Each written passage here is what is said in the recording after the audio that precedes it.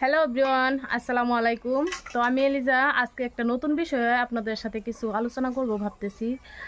তো বিষয়টা হলো, সবাই তো দেখতে আছেন, ভিডিওগুলো দেখতেই পারতেছেন, মানে অনেক দিন ধরে একটা ট্রেন্ডিংয়ে চলতেছে। ভিডিওটা হলো যে শর্মিলা আপু এবং আলম হাসান ভাইয়াকে নিয়ে কিছু কথা বলবো আপনাদের সাথে। হ্যাঁ, তো আলম হাসানে শর্মিলাকে ডিভোর্স দিয়েছে। মাত্র 7 মাস সংসার করেছে তারা, ভালোবেসে বিয়ে করেছিল, কিন্তু 7 মাসের মধ্যে তাদের সম্পর্কটা একবারে ছিন্ন ভিন্ন হয়ে গেছে। তো দুঃখের বিষয় হলো, যেহেতু তাদের ডিভোর্স পর্যন্ত হয়ে গেছে, এখন লোকে অনেক ধরনের অনেক মন্তব্য করতেছে যে আলম হাসান খারাপ না শর্মিলা। প্রথমে একটা কথা বলি, আমি কিন্তু তাদের ভিডিও মানে রেগুলার দর্শক ছিলাম, যে প্রতিদিনই তাদের ভিডিও আপলোড দেওয়ার সাথে সাথে আমি তাদের ভিডিওগুলো দেখতাম। আমার কাছে সেই রকম মানে ভালো লাগতো তাদের ভিডিও। তো ইউটিউব চ্যানেলে গিয়ে ভিডিও দেখার সাথে সাথে কিন্তু তাদের ভিডিও মানে, তো শর্মিলা আপুর কথাগুলো অনেক সুন্দর লাগতো আমার কাছে, এবং আলম হাসান ভাইয়ার কথাও আমার ভালো লাগতো। তাদের ভিডিওগুলো দেখে ভাবতেছিলাম তাদের মধ্যে কত মিল মহব্বত, না জানি কত ভালোবাসা, কিন্তু কয়েকদিনের মধ্যেই তাদেরকে ডিভোর্স হয়ে গেল। বা দুঃখের বিষয়, একবারে তাদের জীবনটা মানে সংসারটা একবারে ছিন্ন ভিন্ন হয়ে গেছে। তো তাদের সম্পর্ক করে বিয়েটা হয়েছিল, রাখতে পারে নাই, তো সংসারটা ভেঙে গিয়েছে। তো তাদের অলরেডি ডিভোর্স হয়ে গেছে।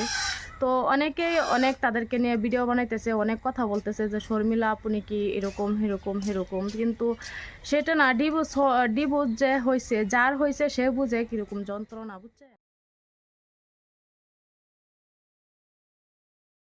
একটা বিষয় মাথায় রাখবেন, মেয়েরা কিন্তু বিয়া বসে সংসার ভাঙার জন্য না, হ্যাঁ, সংসারটা ভালোভাবে তৈরি করার জন্য আপলোড দেয়, রেগুলার ভিডিও আপলোড দিতেছে। যেহেতু তাদের ডিভোর্সই হয়ে গেছে, এখন তো আর তার করার কিছু নাই। এখন মেয়েটা একটু ঠোঁটের মধ্যে লিপস্টিক লাগালেও সেটাও নাকি মানে ধূস, তার মনের ভিতরটা কিরকম ফেটে যাচ্ছে, কিরকম লাগতেছে সে নিজেই কিন্তু জানতেছে। হ্যাঁ, সেটা তো আর আপনারা বুঝবেন না। তো রাতে ঘুমাই না শর্মিলা আপু, রাত জেগে ভিডিও করে আপলোড দেয়, মানে যে কোনো ভিডিও একটা আপলোড হওয়ার সাথে সাথে তার পিছনে মানুষ লাগিয়ে যায়। তো আজকে আরেকটা ভিডিও দেখলাম যে শর্মিলা আপু টাইটেলটা লিখছিল যে আমাকে নিয়ে মানুষ এত নাচানাচি করতেছে কেন। তা আপু সমস্যা নাই, যেহেতু আপনাদের সংসারে একটু ঝামেলা হয়েছে, সেই জন্য মানুষ লোকে কত কিছুই না বলবে, তো সেটা ধরে রাখার বিষয় না, আপনি এগিয়ে যান, যাতে ঠিক মতো নিজের কাজ করতে পারে, সেটাই সবাই দোয়া করবেন। তো আমি তাদের উদ্দেশ্য ভিডিও বানানোটা হলো, আমি অনেক পছন্দ করতাম তাদেরকে, কিন্তু কি বলবো, মানে কয়েকদিনের মধ্যে যে তাদের সংসারটা এরকম হয়ে যাবে কখনো ভাবি না। আমি তাদের প্রতিদিনই ভিডিওগুলো দেখতাম, সেই জন্য একটু ভিডিওটা করা। আর ওই যে ওদের যে ডিভোর্স হয়েছে, ডিভোর্স হওয়ার কারণ কিন্তু একার কিন্তু ডিভোর্স হয় না। হ্যাঁ, আমি বললে দুজনকে বলবো, যেহেতু দুজনের মাধ্যমে ডিভোর্সটা হয়েছে, একজনে তো আর ডিভোর্স দিতে পারে না, তাই বললাম আর কি।